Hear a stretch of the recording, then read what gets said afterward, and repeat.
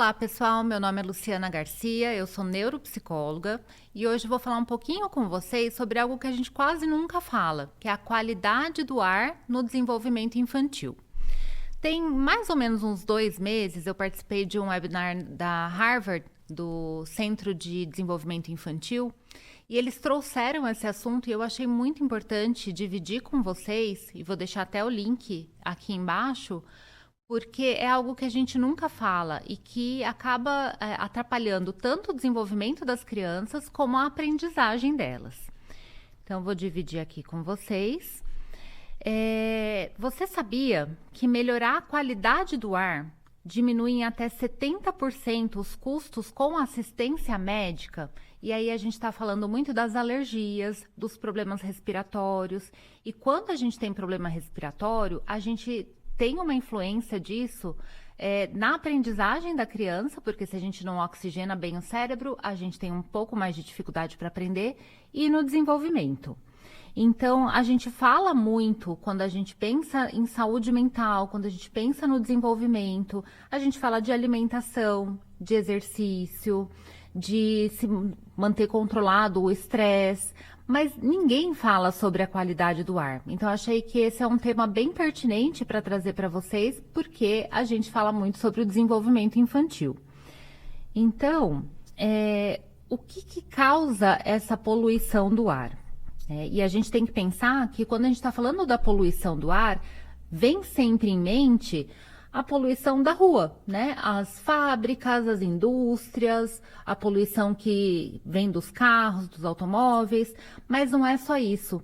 A gente tem que pensar no que traz essa poluição do ar dentro das nossas casas, dentro da escola, que é onde a criança vive 90% do seu tempo, pelo menos. Então, quais são os produtos que causam essa poluição dentro dos ambientes? A gente tem os produtos de higiene, produtos de limpeza, substâncias que são emitidas pelo fogão a gás. Então, olha só o quanto a gente tem de poluição do ar que a gente nem imagina. Substâncias alérgenas de animais de estimação, poluentes externos vindos dos carros e das fábricas e muitas vezes a poluição dos vizinhos. Então, quando a gente não cuida do nosso ar, a gente também interfere no ar do nosso vizinho. E manter os ambientes fechados faz com que esses poluentes se acumulem no ambiente. E é isso que vai trazer prejuízo para o desenvolvimento e para a aprendizagem. Principalmente da gestante, né, no momento da gestação, e das crianças pequenas. Porque vamos pensar, a gente tem o desenvolvimento infantil, né? Primeiro que a gente tem uma criança em formação no período gestacional, então isso vai interferir a poluição que essa mãe respira. E hoje a gente tem estudado muito sobre causa de transtornos mentais como uma das possíveis causas sendo a poluição do ambiente. Então a gente tem a gestante ali durante aqueles 9 meses de formação do bebê, consumindo, né, esse ar poluído dentro dos ambientes de trabalho, da casa dela.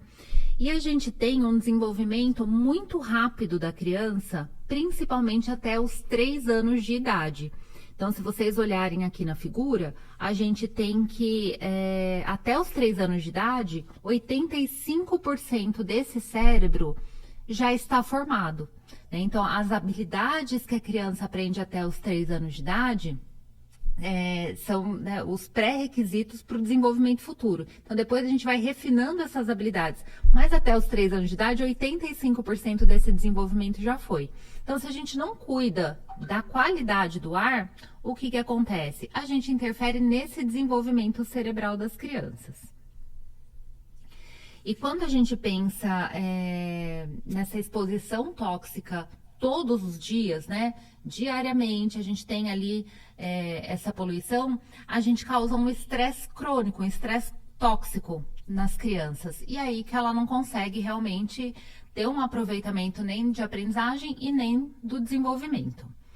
E aí, como é que esse ar poluído pode afetar os nossos sistemas? Porque quando a gente está falando da poluição do ar, a gente não está falando só do desenvolvimento cerebral, mas olha só, aumenta o risco do nascimento prematuro, a convivência da mãe nesses ambientes com má qualidade do ar. A gente tem um risco aumentado do bebê nascer com baixo peso, e tanto o nascimento prematuro como o baixo peso podem ser fatores de risco para um autismo, para um TDAH, por exemplo. A gente tem uma diminuição da função pulmonar, tem um aumento do risco de asma e uma piora do desenvolvimento cerebral, como a gente já falou, e da saúde cardiovascular.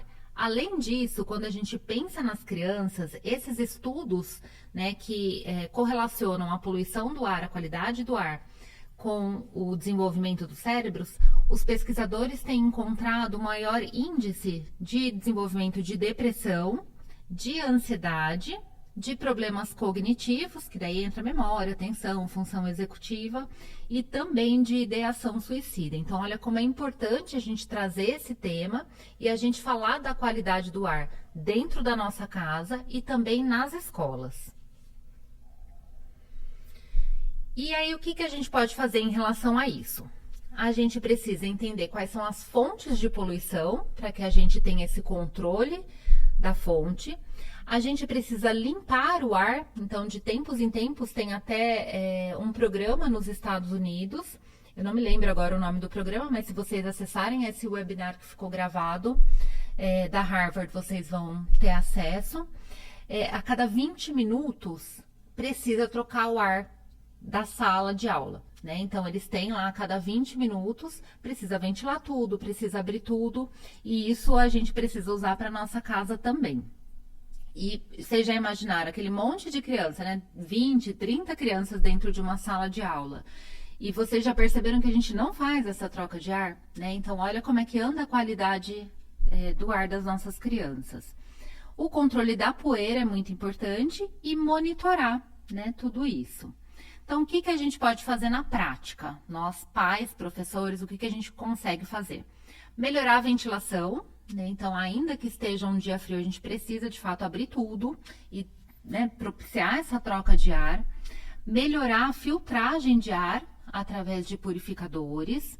Diminuir a poeira. Então, quando eles trazem muito isso, quando a gente varre o chão, a poeira sobe e fica ali no ar e a gente acaba respirando essa poeira. Então, eles são mais a favor do aspirador de pó para tirar essa sujeira do dia a dia mesmo. Tirar os sapatos antes de entrar em casa, que foi um hábito que muita gente começou durante a pandemia. Limpar o ar-condicionado a cada 6 meses, pelo menos. E evitar coisas assim que eu não imaginava, né? Eu adoro acender vela, incenso e tal. E isso, muitas vezes, é mais prejudicial do que um cigarro aceso, por exemplo. Então, evitar vela, incenso, fogão a lenha. Usar exaustor na cozinha. Controlar muito o mofo, bolor e os ácaros. E prestar muita atenção nos rótulos das coisas que a gente compra. Inclusive, tem muitos produtos que são indicados para os bebês, como mamadeira, chupeta, e que no plástico, né, na fabricação desses produtos, existem substâncias que são extremamente tóxicas. Eu quis trazer para vocês aqui para a gente poder refletir um pouquinho sobre a qualidade do ar, porque, sinceramente, antes desse webinar eu nunca tinha ouvido falar, eu nunca fui num congresso de desenvolvimento infantil, de psicologia, de psiquiatria, enfim, que abordassem a qualidade do ar. Então, acho que é importante a gente trazer esse tema à tona e cuidar do nosso ar, para que a gente cuide até, né, do ar do nosso vizinho, enfim, porque a gente sabe que isso interfere em todo o desenvolvimento cognitivo e na aprendizagem das nossas crianças. Então é isso, qualquer dúvida podem deixar aqui nos comentários.